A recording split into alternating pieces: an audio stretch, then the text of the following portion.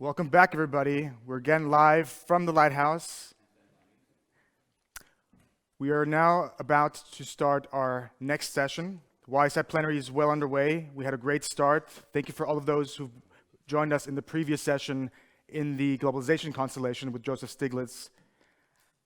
It is now time to welcome our next guest, Lord Mervyn King, in the Economic Visions Constellation.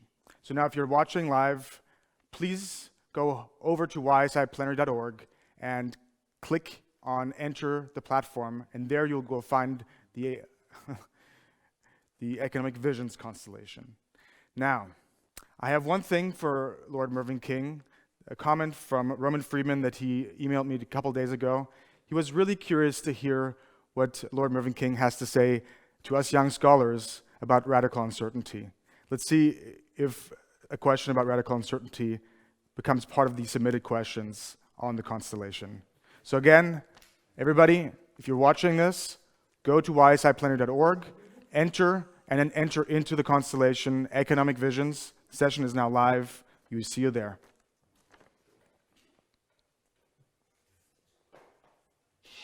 Economic vision, economic vision, economic vision, economic vision.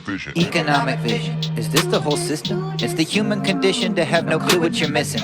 When's it best to move on individual missions? And when's it in your interest to uphold the holism? What's your economic vision? Let's talk economics. The process of production and its profits and progress. The science by which nation states and trade are made prosperous. And plausibly is often that which causes their problems. Is economics topic what we think's gonna happen so we can make the right predictions such that profits are maximum? Or is it for humanity's communal advancement? Have we traded religion for enchantments of mammon? I'm just asking, I take it on trust, that there are others who can understand the task as they must. Are we masters of the system or is it using us? That's the question, ain't it? Economic vision or bust? Economic vision, economic vision.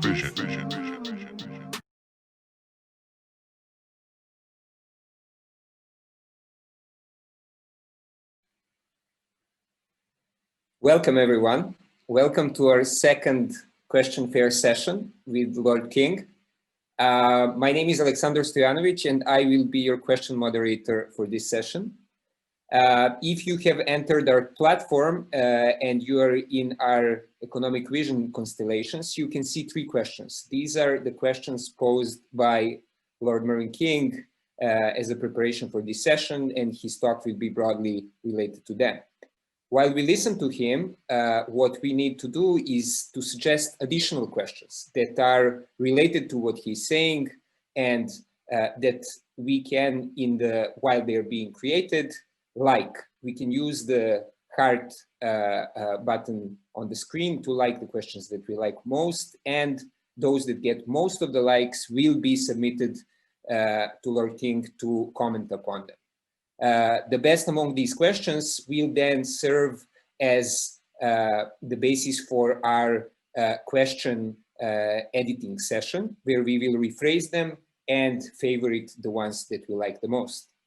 Welcome, and without further ado, I give it away to Miriam Oliveira, who will be our session moderator for this session.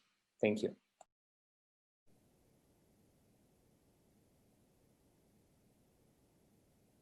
Welcome to Question Fair with Lord Mervyn King, and thank you very much for being here. My name is Miriam Oliveira, and I have the honor to serve you as your session moderator today. I'm delighted to introduce Lord Mervyn King. He served as governor of the Bank of England from 2003 to June 2013. Lord King is the Ellen Grispan Professor of Economics and Professor of Law at New York University and Emeritus Professor at the London School of Economics. He was knighted in 2011, made a life peer in 2013, and appointed by the Queen to be a Knight of the Garter. He published The End of Alchemy in 2016, which has been translated into many languages. This year, in March, Lord King published his new book with John Kay named Radical Uncertainty, We are very excited to have you here today. Now, I hand over to you, Lord King. The floor is yours. Thank you, Miriam, and hello, everyone. We live in a world of extraordinary uncertainty. Who would have imagined a year ago that we would find ourselves carrying out every conversation over Zoom? Who would have imagined that we would find ourselves in the middle of an epidemic of an infectious disease? And who would have imagined that we would see the biggest downturn in the economy since the Great Depression? So uncertainty is clearly crucial to how the world works. And yet economics is not very good at analyzing uncertainty. So I want to talk today about why that is the case. It's not very good either in theory or in practice. We're used to economics and other social sciences making predictions. Typically, these predictions are very poor. No one a year ago predicted the downturn in the economy. No one predicted the arrival of COVID-19. And even more recently, the opinion polls and the experts who tried to predict the outcome of the presidential election got their forecasts about the number of votes cast for the two candidates really pretty badly wrong. So why is it that we're not good at forecasting? Can we see anything useful about uncertainty? One of the troubles that economics has run into is that fairly early on in the post-war period, economists decided that uncertainty could be analyzed pretty much along the same lines as a world of certainty. The great contribution of Ken Arrow and Gerard de Breuer, the Arrow-de Breuer model of the general equilibrium of an economy, basically said, and it was a brilliant idea, that if you label goods not just by their physical characteristics, but by the date in the future in which they will be delivered, and this is the key point, the state of the world in which those goods will be delivered, then you can relabel uncertain outcomes in a way that makes us understand that we could analyze a world of uncertainty using the same analytical apparatus as a world of certainty. We just think of the same commodity being delivered in a different state of the world as being a different commodity. And so we turn the handle and apply our normal analysis. Now, Arrow and de Breuer were very careful. They realized that this was wholly unrealistic. And so their conclusion, when they asked the question, can a market economy in such a world be efficient, was pretty obviously no, because we don't have markets for all these potential future outturns. But what's happened since is that so attractive was the ability to use our conventional analytic apparatus that economists started to believe that this model was actually a description of the world, and that by adding more and more new financial instruments, we were actually filling in the gaps in the Arrow-de Breuer set of markets. And so we thought we could price risk. Now, I think this has all turned out to be extremely misleading. And that's why earlier this year, John Kay and I, as Miriam said, decided to publish our book on radical uncertainty. So let me first ask, what is radical uncertainty? We're used to the idea in economics that people use probabilistic reasoning. After all, in the last few days, we were given probabilities that Joe Biden would beat Donald Trump. 86% was the view of many people. Well, it turned out to be a much closer run thing. But they believe that you could attach probabilities to it. And I'll come back to that in a minute. But there are two kinds of uncertainty which have come to dominate thinking. And we want to expand that. The first kind of uncertainty is that in which you can attach probabilities to various events because you can watch them evolve over time. It's like tossing a coin or drawing colored balls out of an urn. And you know the underlying probabilities, and you can do the experiment many times and calculate what those probabilities actually are. And this is a kind of reasoning which justifies the use of probabilities. I don't know if you've wondered why statistics textbooks always talk about coin tosses and draws from coloured balls from an urn, rather than the sort of uncertainty that we actually face in practice. It's because they want to talk about a world in which probabilities can be used to make sense of what is going on. Well, that's one kind of event, one kind of uncertainty where probabilities make sense. At the opposite extreme is the different example of so-called black swans, the phrase that was coined by Nassim Taleb. And what he meant by this was very similar to what Frank Knight had in mind when he wrote his book in 1921, where he talked about the role of entrepreneurs as creating new commodities or processes that no one had imagined before. And Nassim Taleb said, when black swans are things that you can't even imagine before they happen, so you certainly can't attach probabilities to them. The phrase originates from those original settlers who went from England to Australia, coming from a country in which a swan was always white. So it was inconceivable that they would sit on the deck of the ship and bet with each other. I bet you 2 to 1 that the first swan we'll see in Australia is black. It never occurred to them that a swan could be black. So those are the two extremes. But what John Kay and I have been arguing is that most uncertainty that we confront, and most interesting uncertainty that characterizes the decisions we have to make in practice, lie in between these two. They're decisions that can't easily be quantified in terms of probabilities, but they are outcomes that we can imagine. And the best example of all that is indeed COVID-19. We knew that pandemics could exist.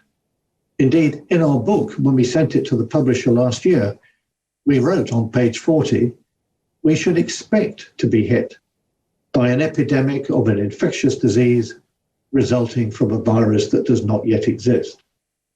But there is no way in which we could possibly have said last year, we think the probability of a virus coming out of Wuhan in China in December 2019 is 17% or 37% or any other number.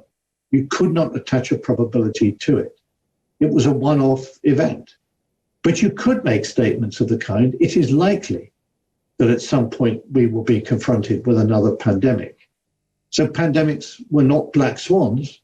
COVID-19 is not a black swan. We know that it could have happened, but we had no idea and no basis for judging when or where it would occur. We certainly couldn't attach probabilities to it.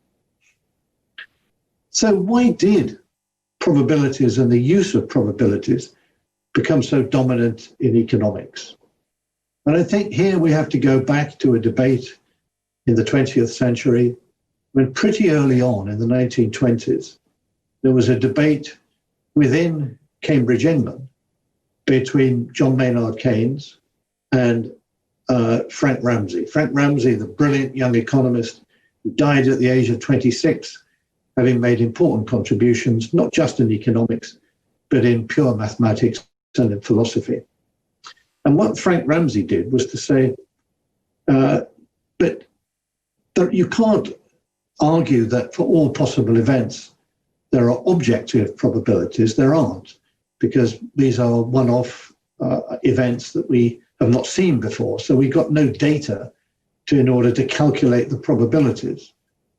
But what we can do is to ask people at what odds would they be willing to bet on a future outcome? And if the odds which they reveal when we ask them these questions are such that it's not possible to make money out of them by betting against them, then those odds will satisfy the laws of probability. And so we can assume that individuals do indeed have subjective probabilities, which they can attach to all possible future events. And the key thing about that is that if you assume that people do have these subjective probabilities, then with a set of axioms that were developed in a way to mimic the axioms of consumer choice theory in a world of certainty, then we can argue that people maximize not their utility, but their expected utility in a world of uncertainty. And that's definition of rationality, that rational behavior is one which means that individuals maximize their expected utility subject to some budget constraint, is the basis of all modern economics. Now, there are some very big problems with this approach, and I want to mention just a couple. The first one is to go right at the heart of the question of whether people do in fact have subjective probabilities. And of course they don't. Most sensible people don't bet on most things. Why? The answer was given in the tremendous American musical Guys and Dolls. Guys and Dolls is a great musical which I recommend. There's a lot of economics in it. And in the 1950s, it was made into a film with Marlon Brando playing Sky Masterson and Frank Sinatra playing Nathan Detroit. And Sinatra, playing Detroit, says to his friend as they sit in a cafe, "Do we have a bet?"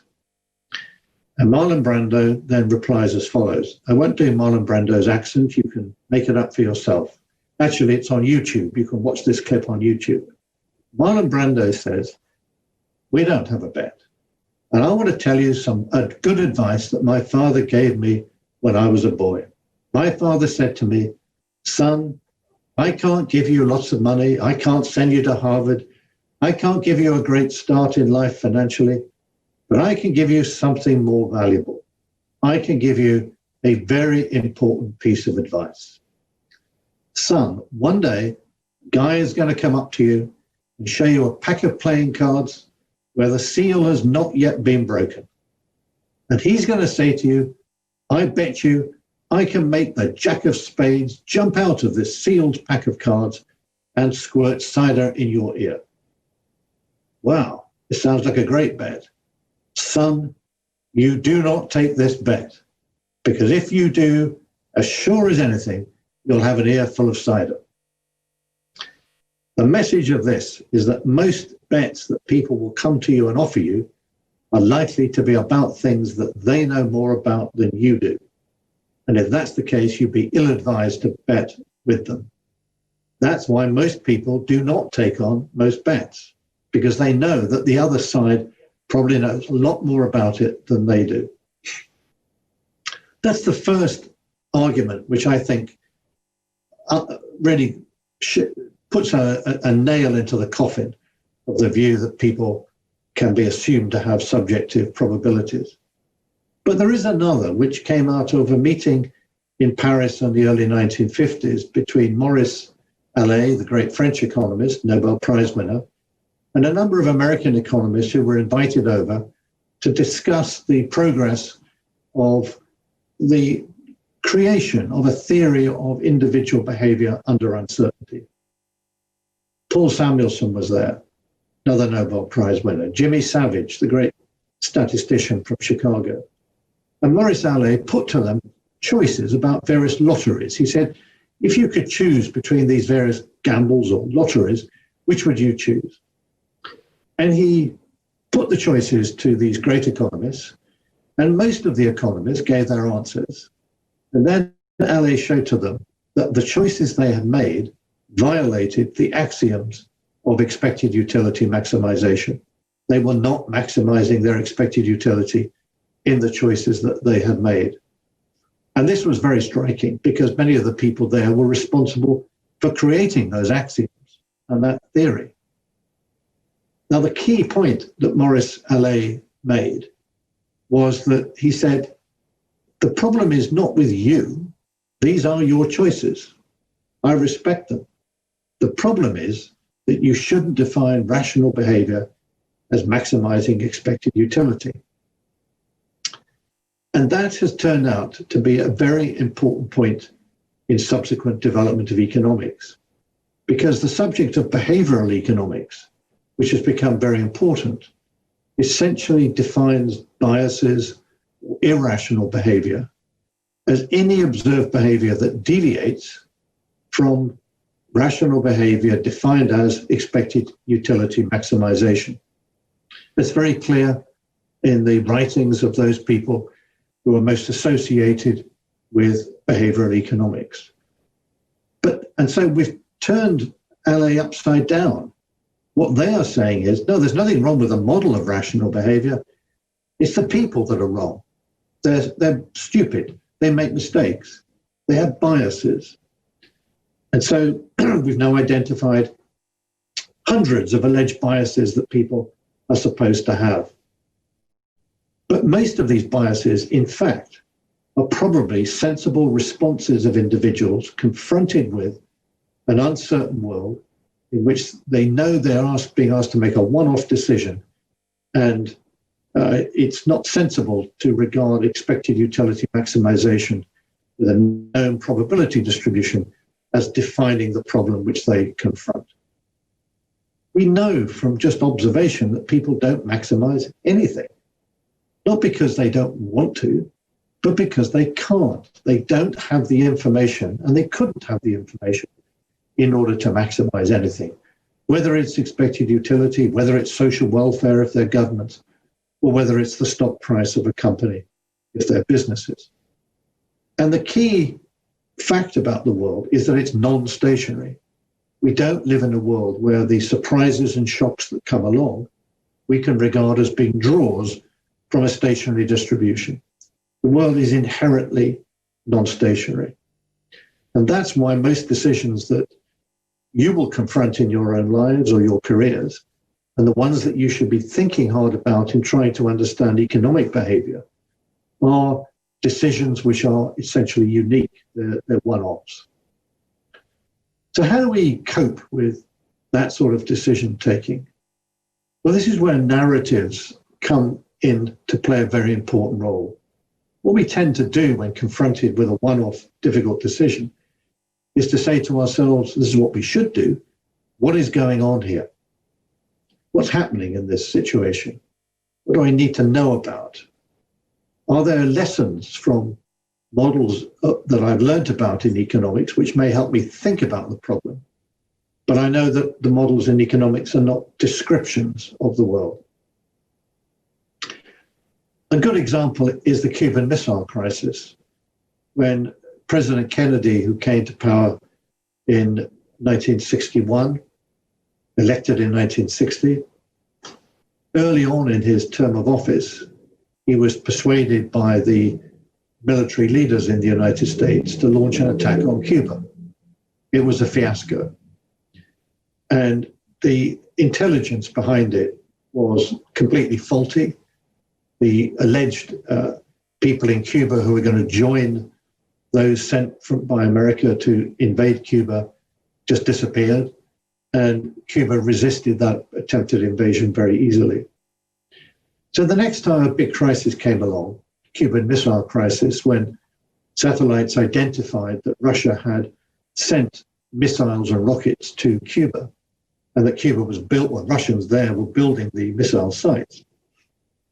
What to do about it? Well, there seemed to be two broad options. One was to bomb Cuba and then invade it.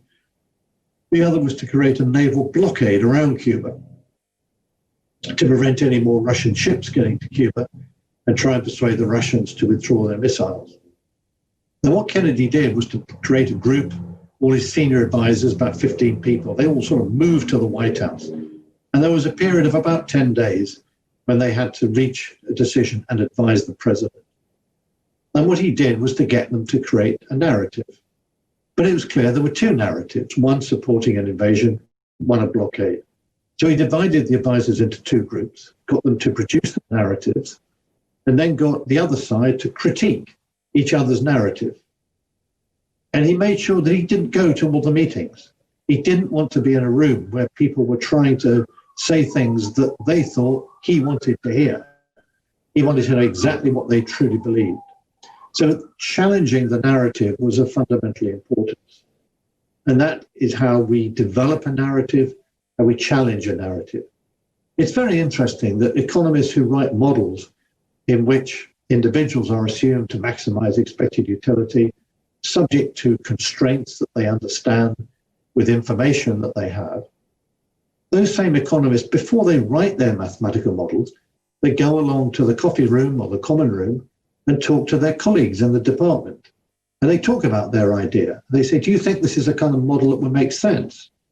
People say yes or no. They talk about it. The model evolves as a narrative before it's converted into a mathematical form. And the whole point of a seminar is to challenge the narrative behind a particular paper. So narratives and challenge are an essential part of the way we do research. So it's a bit odd that we forget this when we talk about how people actually behave. And this leads to the question of the use of models. Because I started by saying that one of the features of a very uncertain world is that we're not very good at predicting what will happen. And that's of fundamental importance. A model is typically something which describes and simplifies a particular aspect of reality in order that we can better understand it. A model is very rarely a description of the world. Take the simplest possible example, the model of comparative advantage of trade developed by David Ricardo in the 19th century. He explained why two countries where in one country it was better at producing anything than the other country. So one country might have an absolute advantage in producing any commodity. So it seems counterintuitive that there's much point trading with a country that is less good at doing anything. You can do whatever you want to do, you can do it better than the other country. But Ricardo demonstrated through simple numerical examples of trade between England and Portugal, Portugal exporting wine, England exporting wool, that the comparative advantage was different in these two countries, and therefore trade was beneficial to both. Now, this is an incredibly valuable insight. And of course, it lies behind all the theories we have today on trade and the benefits from trade. But of course, the fascinating thing about Ricardo is that the numerical examples he used were completely hopeless as a description of either the English or the Portuguese economies. It didn't capture what was going on in those two countries. But that didn't matter. It was a parable. It was a parable that informs our judgments and insight today on trade. And that's true of pretty much every model. And interestingly, it's also true of the epidemiological models, which are being used to make predictions about COVID-19. They help us to understand the nature of an epidemic, but they are hopeless at making predictions, as we have seen in the last 6 months. And the reason is that there are key parameters that they can't possibly know. So when COVID-19 started and we identified it, the virus lying behind it, SARS-CoV-2, was a virus about which we knew very little. We didn't know the mortality rate of the disease. We didn't know how long it would take after someone was infectious, before symptoms appeared. We didn't know how serious the symptoms would be. All of these things were parameters that had to be fed into the model to make a prediction. So people basically just made them up. They did their best. They tried to get a few numbers from China and Italy on the mortality rate, but they vastly exaggerated the mortality rate. And of course, the key thing about making predictions about how the restrictions imposed by governments might bring down the epidemic is that you have to understand how people will respond to the restrictions under which they're imposed and what that will do to the spread of the disease. We simply didn't know that at the beginning and couldn't. And so it would have been much better if the models had not claimed to make predictions, but had claimed to identify those parameters which were crucial in determining the outcomes. To what parameters was the spread of the disease most sensitive? And the best example of this, which illustrates the danger of producing a very large model without thinking about what's going on here, is the example of the World Health Organization and their attempt to discover how quickly AIDS would spread in Southern Africa, where HIV and AIDS became a major problem. And they built a big demographic model linking together, again, big demographic models of individual countries in Southern Africa. They wanted to know how quickly AIDS was likely to spread in Southern Africa.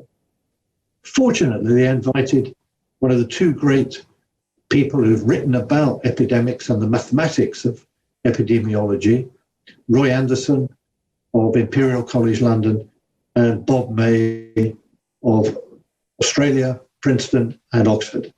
And Bob May was invited out, and he looked at the models. He could see enormously complex models, big black box models, almost impossible to work out what was going on in these models.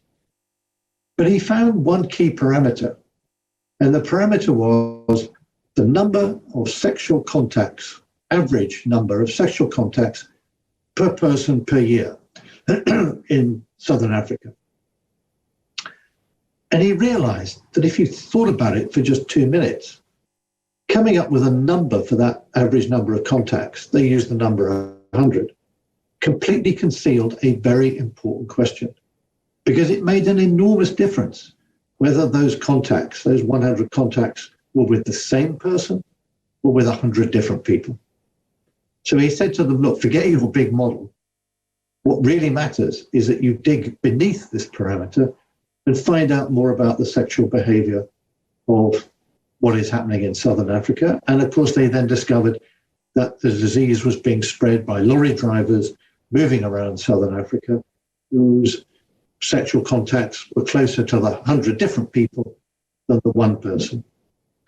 This kind of information really matters.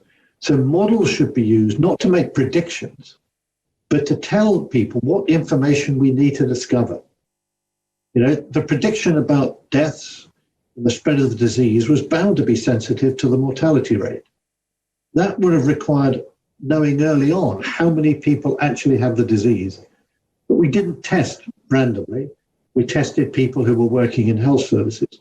Maybe understandable, but it didn't provide the information we needed to make predictions. Now, the big lesson from all of this, I think, is not to think of uncertainty as something that you can describe by a statistical distribution, but to think of it in a non-stationary world where unexpected events occur. And the right way to think about it is to ask the question, what's going on here? And think your way through the problem. And use models for two purposes. One is to obtain insights into helping you think about the problem. Most economic models can be very good at doing that, but they're not good descriptions of the world as we see it. And secondly, if you're using a quantitative model, the most useful purpose of that model is to tell us what information do we need in order to understand what may happen. What is the outcome most sensitive to? There are so many assumptions that go into models. What are the key assumptions? One of the big lessons that we learned in the financial crisis, and it's been repeated again now with COVID-19, is that in that world of uncertainty, where we can't attach probabilities to events, but we need to be alert to the possible outcomes, that we need to focus not just on profitability and efficiency, but we need to focus on resilience. Resilience is of fundamental importance in designing any business, any system in the economy that's of crucial importance, whether it be banking and the payment system, whether it be the health system. And the best example of this is the Irish potato famine in the 19th century. People studied carefully the soil, the climate of Ireland to work out what would be the most successful crop in Ireland. And the answer was the potato. So everyone planted potatoes. Wonderful production for many years. And then one year, a potato blight came along and wiped out the entire crop of all Irish farms.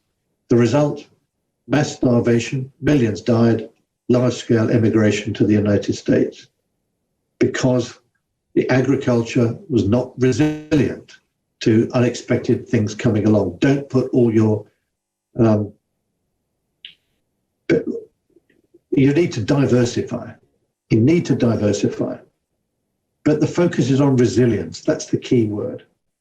So lastly, I just want to say one word to you as young scholars, because I meet so many young people, either as graduates or coming out as starting their careers as young scholars, who say to me, you know, I'm very worried because everything in the future is so uncertain, and I worry about that. And I say to them, don't. I say rejoice. Be very careful to distinguish risk from uncertainty. There are risks which you need to manage carefully. A risk is something which is a downside outcome to what should be a realistic expectation for you. So a realistic expectation for a career, getting a job somewhere, a reasonable income, what's the downside risk to that? So, when you're writing a thesis, you don't, again, put everything into one paper. You have 2 or 3 papers, you diversify. But uncertainty is a wonderful thing. As Frank Knight talked about in 1921, it's the source of every new product, business, process that we have. We can't imagine some of the products that will come along. These are wonderful dimensions of uncertainty. But the example I give to try and demonstrate to people why a world of at least the kind of uncertainty that we can tackle probabilistically, where we know all the possible things that could happen, we can attach probabilities to them, is the following. So when people graduate, I say, well, if I could give you a list of the 5 different jobs that you might hold in the rest of your career, and the probabilities attached to your holding those jobs. And if I could give you the names of 5 people who could become your life partners, and the probabilities attached to those things, you would go home very depressed. Because the spice of life is coming across things, people, positions, places, music, books, which you didn't know anything about, which you didn't imagine. Uncertainty really is that spice of life. And so uncertainty is a wonderful aspect. It's not just something we should try to minimize or eliminate. And that at heart is one of the big problems of the way economics models uncertainty. Economics tries to model uncertainty as if it can be treated just as an extension of a world of certainty. So the questions which I put up, how do we cope with unquantifiable uncertainty? That's the kind of thing that works. People should do research in, right? Looking at how people actually behave and how they make real decisions, not experiments with undergraduates, but real decisions. Similarly, how should we decide how much to save for the future when we don't know what the future holds for us? It's a question, again, of resilience and trying to manage risk. And what will be the economic role of the state over the next century? Well, we can discuss that. But it's clearly a lot more than simply managing the efficiency of an economy described as an arrow-de-Breur economy, in which we know everything that could happen in the future, we know all the probabilities of these various events, and it's simply a question of drawing out from a hat each period to discover which event occurred. Uncertainty is much richer than that. Life is much richer than that. And actually, your research program can also be much richer than that. Thank you, Miriam. Thank you very much, Lord King, for addressing those interesting topics. Talking in young scholar research, I have one clarification question. Could you give us some details about the research path to address those issues in order to include radical uncertainty? In other words, could you suggest which tools, methodology, or approach could be a start point? And lastly, how to best embrace uncertainty and macroeconomic research? So I think that it's probably a mistake to try to come up with a single alternative to maximizing expected utility. The whole point about radical uncertainty is that decisions are unique. We're in a non-stationary world, so there can't be a single decision rule. There are sensible ways for people to behave, but they are going to develop heuristics. And I think the strategy which a psychologist called Gerd Gigerenzer in Germany has advocated is trying to explore what he calls fast and frugal heuristics. That is, simple ways of coming to quick decisions because you may not have time to make a decision. And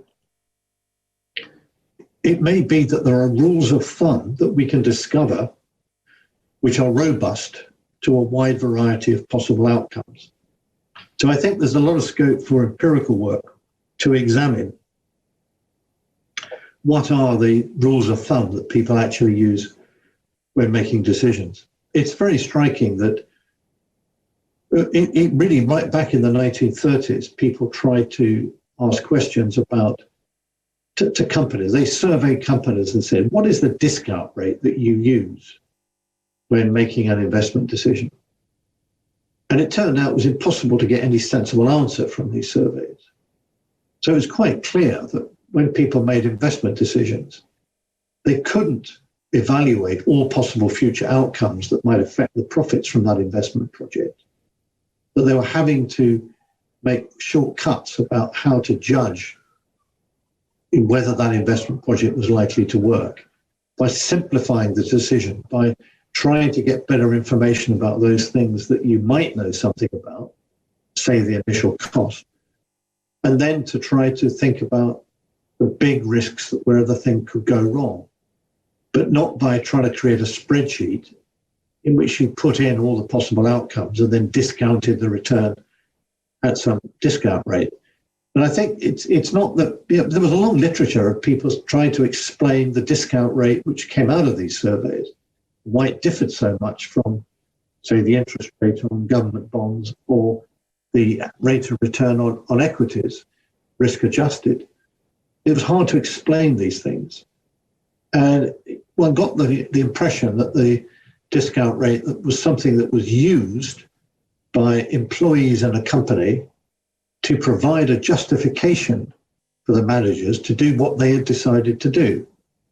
And it may well be that it's not a mistake by the managers to do that because they know that the people producing the spreadsheet calculations can't evaluate all possible outcomes. So I think thinking about rules of thumb, I think another very interesting direction of research, excuse me, which is coming out of evolutionary biology, is to really posed by the question, if you take the view that people should maximize expected utility, basically what you're saying is they should behave like mathematicians or even better like computers, because computers can calculate things faster and better than we can. They don't make mistakes, whereas sometimes we do. So that's led some people to suggest that we should give as many decisions as possible to algorithms. But this is very dangerous because algorithms can do some things better than humans, identify what images on a scan represent malign rather than benign tumors. But what they can't do is to answer these one-off questions that come up. The example we give in the book is President Obama being asked whether or not to send the Navy SEALs in to the compound in Abbottabad in order to capture bin Laden. Well, there were no data. You couldn't, I mean, no computer. If you type that into a computer, you would have got nonsense back. It's a one-off decision, and you've got to approach it as such. And I think that trying to understand how people make these decisions is very important. So what the evolutionary biologists have said is, well, you know, we've evolved to be the most successful species on Earth, but we haven't evolved to be like computers. So maybe there is some real advantage in an evolutionary sense to think differently from computers, to be able to make jumps of imagination, to see connections that it's not easy to see why you make that connection. This inspired leap of faith. This is what creativity is all about.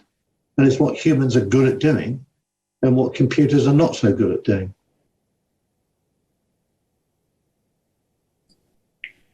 Thank you very much, Lord King. Let's move on to discuss some questions of young scholars that have submitted.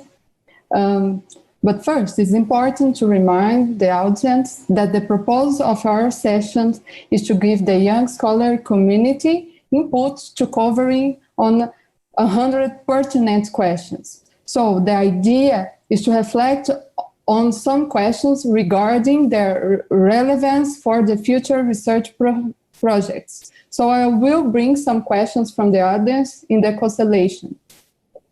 Let's say the first question. Let me read one. Are markets the best arrangement to deal with uncertainty?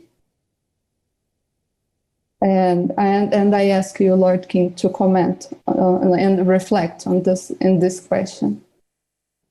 Well, I think this is an interesting research question in itself, because I'm sure the first answer will be some markets are good at dealing with uncertainty and other markets are not. And I think a very interesting research project will be to try and disentangle which markets in practice seem to be able to cope with uncertainty and which not. So let me give you, one example. When people want to bet on a horse race, you know the names of every horse in the race. You know that one of the horses is going to win. If you're sensible, you won't put too much money on a horse because other people will know more than you do. But people want to bet on horses and they think they may have information about it. And there is a market there. And that betting market works quite successfully. The bookmaker who creates the market maker, doesn't impose his or her own judgments on the odds which they give on each individual horse. They reflect the weight of money coming in. So that market seems to work quite well. But of course, that's the situation in which we do know all possible outcomes. One of these horses are going to win. If you take a different example, like the oil market. Now, the oil is one of the biggest and most traded commodities in the world. And it's a very important market which affects the behavior of the entire world economy. And the oil price moves around in volatile and often unpredictable ways. But the interesting thing about the oil market is that whereas there's a very lively market for oil today, the spot market for oil, the futures market for oil to be delivered at a future date becomes thin quite quickly. And if you look ahead 10 years, it's virtually non-existent. Now, this is strange at first sight because in a sort of arrow-to-bro model, you would expect that people who produce oil will be very keen, and their big companies will be keen to sell their output forward. And you would think that the big buyers of oil, people like airline companies, would be very keen to buy oil 10 years forward. And the two groups should easily be able to form a market. But the reason it doesn't work is because it's no good the airlines buying oil forward 10 years if they themselves can't sell their tickets to you and me 10 years forward.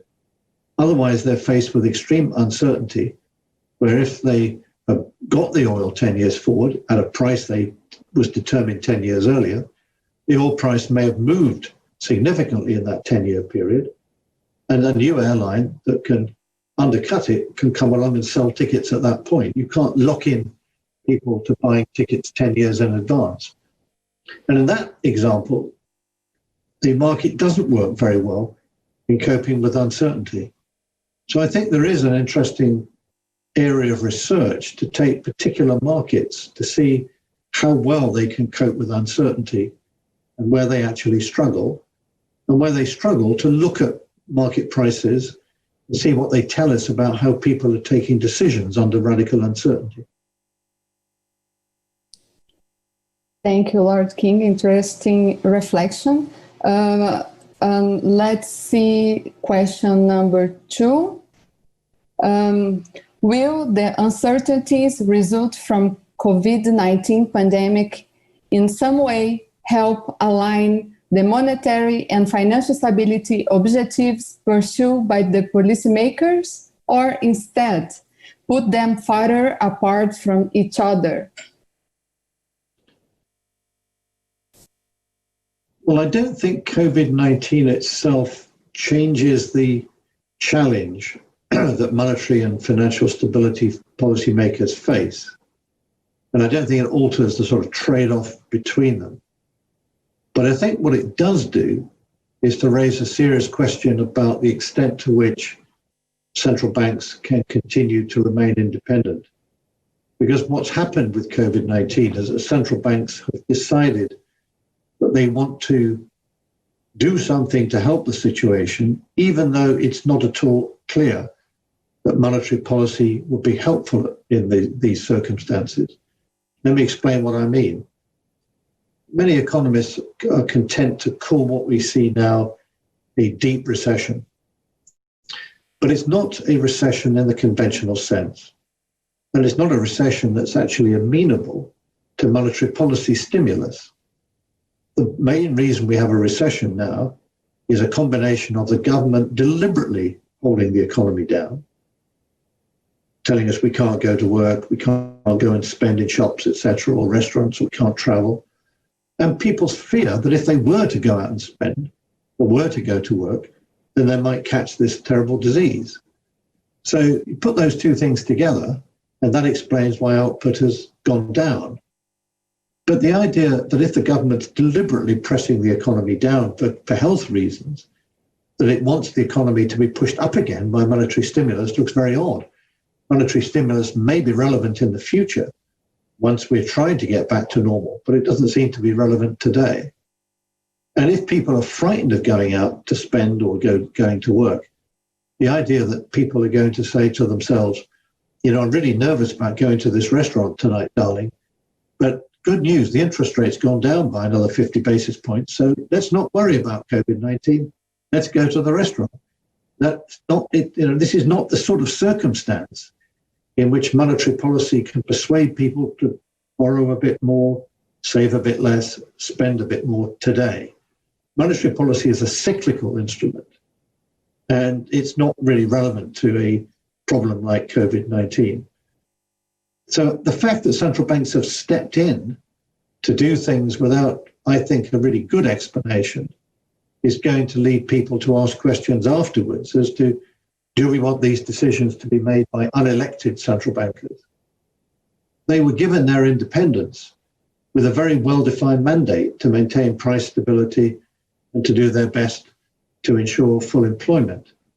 That was a mandate which was given, for example, to the Federal Reserve. They weren't given mandates to fight pandemics or do lots of other things. And if they start to do lots of other things, people will say, well, maybe the right thing to do, but I don't see why they should be taking the decisions. Maybe we as politicians should. Thank you, Lord King. I think we are running out of time, and I think we can end the discussion at this point if you agree. And I would ask you to, do you have a final comment or a final question, Lord King? I have a final comment, really, which is I understand why it's very difficult for young scholars to challenge the basis on which the economic analysis of uncertainty has proceeded for a long while. And if you're writing a PhD and you want a job in academic life, you've got to write a thesis which people will pass and say, yes, good thesis, job market paper, go into the job market and get a position. And you are not going to be able to do that easily if you simply throw out everything that the economics profession has been doing in the last sort of 60 or 70 years. But I think when it comes to understanding the world, it is very important not to get sucked into the belief that these models are good descriptions of the world. They're parables. And what that suggests is that often abstract models, which are clearly unrealistic, may be just as, if not more useful than apparently realistic models, which purport to be descriptions of the world, but in fact aren't. So I think that the lessons from this are that pure theory can be helpful in making us think through a problem and an issue, provided we don't then apply it and say it's an answer to a real world problem. It helps us to think more clearly about a real world problem, but it doesn't provide an answer. So pure theory is certainly well worth pursuing.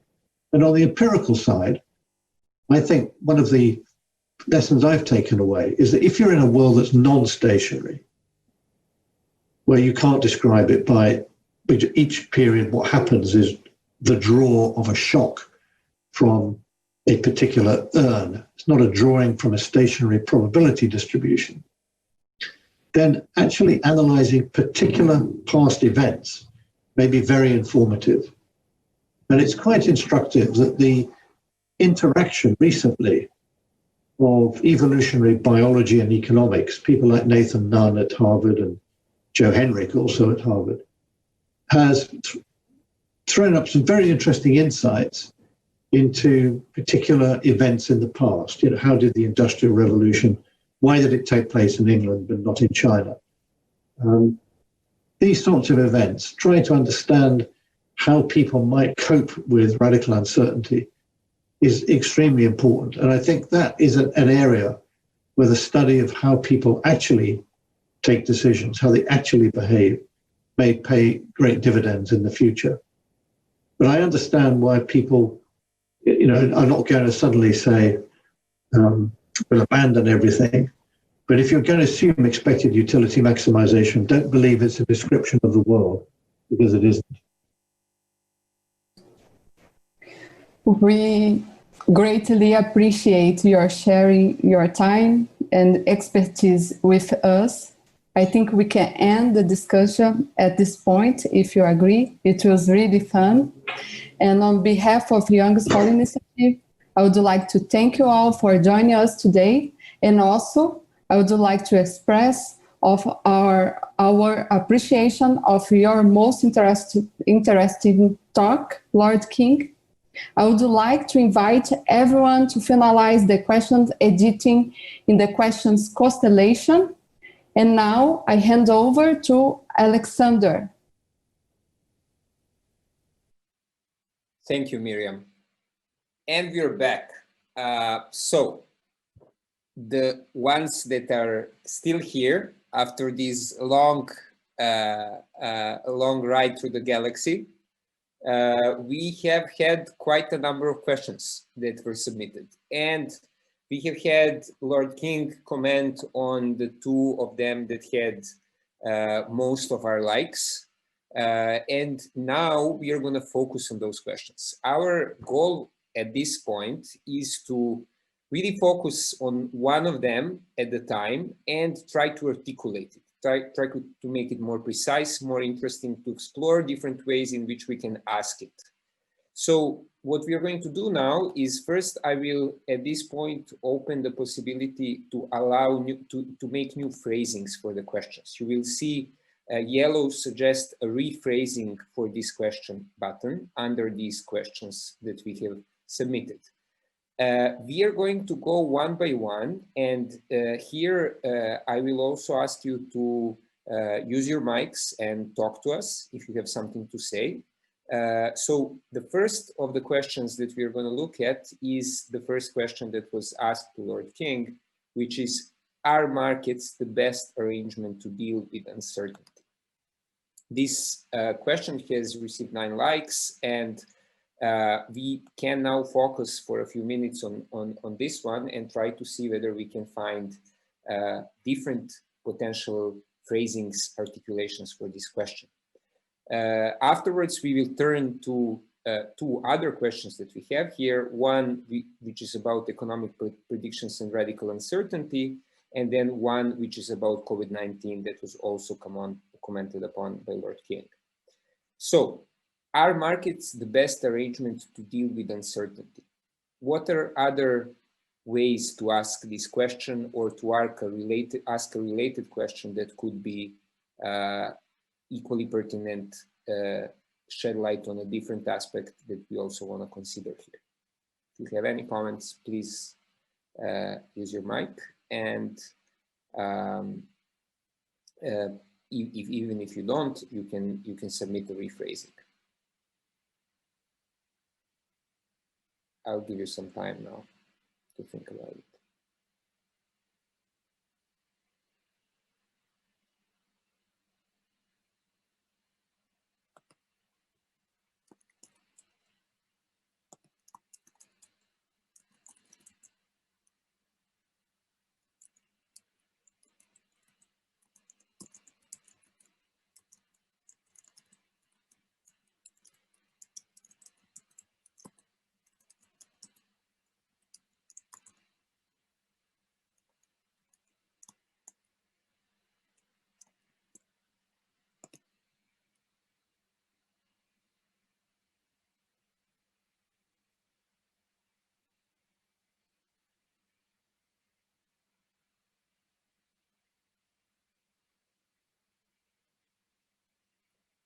Okay, I will just, so that we are clear. So here we got a rephrasing for this question on uncertainty in markets, which is, could the concept of socialism rise after the collapse of the Soviet Union? And this is definitely a legitimate question, but it cannot be a rephrasing for this specific question on markets and uncertainty. So what I will try to do now is I will try to create a new question out of this question. And it will be a separate question that you can also like and reflect upon. But for now, we are going to be focusing on the markets and uncertainty and think of new potential rephrasings for this particular question. And we have one, which is, how can economic systems be designed so that they are most resilient to uncertainty? This is a different phrasing here. And what we can do is we can now like each of the phrasings, and thus we will have an idea of which one seems more attractive, more interesting for people. You can only like one of the phrasings for each of the questions that we are discussing.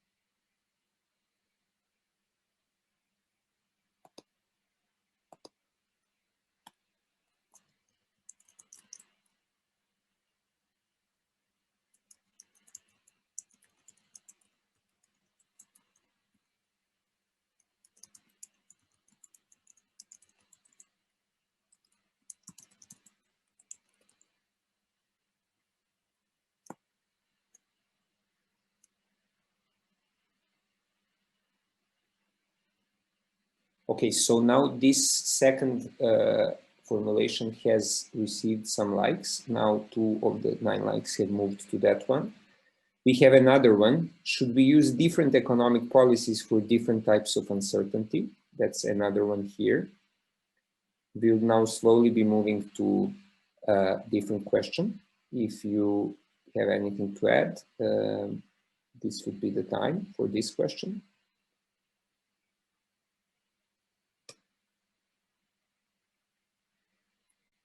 And okay, so let's now turn our attention to a different question.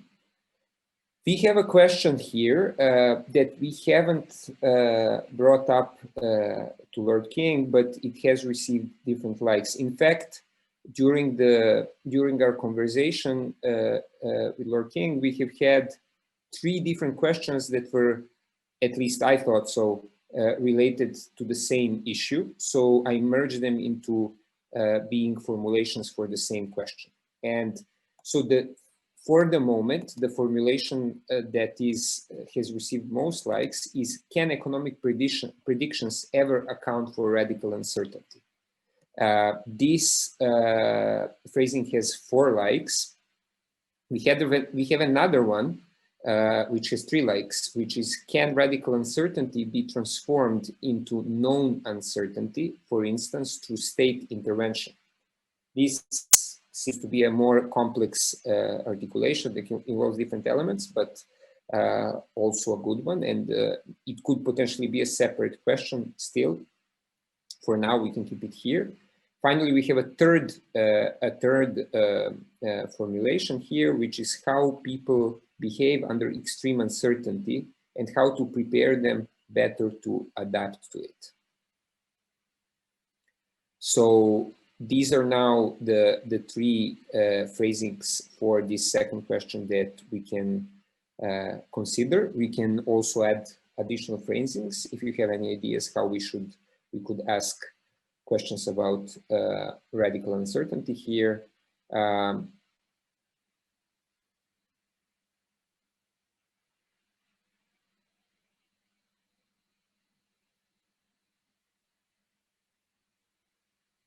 So now this question has taken over as overall most liked question. It has received 11 likes.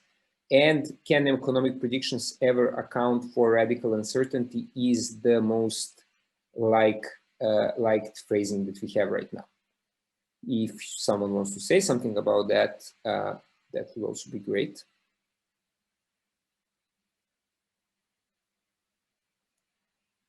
What are the best economic institutions to deal with uncertainty is a new formulation that just appeared.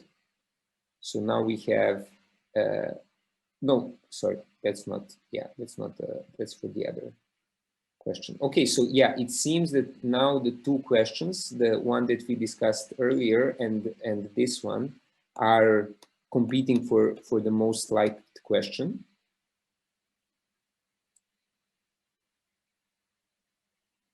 And it seems that the formulation, can economic predictions ever account for radical uncertainty, is the one that has received most likes. We can acknowledge that and move on to our final question. This is a question that had 6 likes. It has one formulation for now. Will the uncertainties resulted from COVID-19 pandemic in some way help aligning the monetary and financial stability objectives pursued by policymakers, or instead put them farther apart from each other?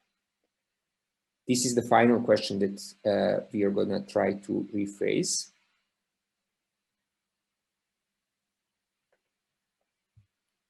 So if we have other ideas how we could phrase this, that would be great. Or we can just keep the formulations that we have, which is pretty clear, I think.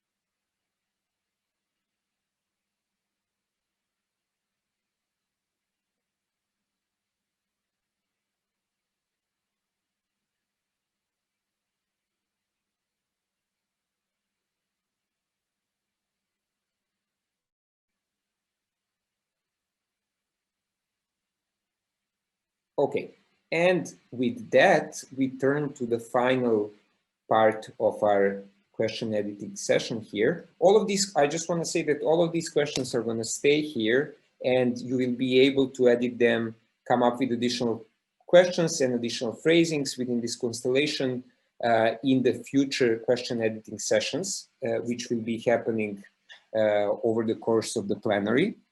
Some of them won't include speakers, so you will have more time and more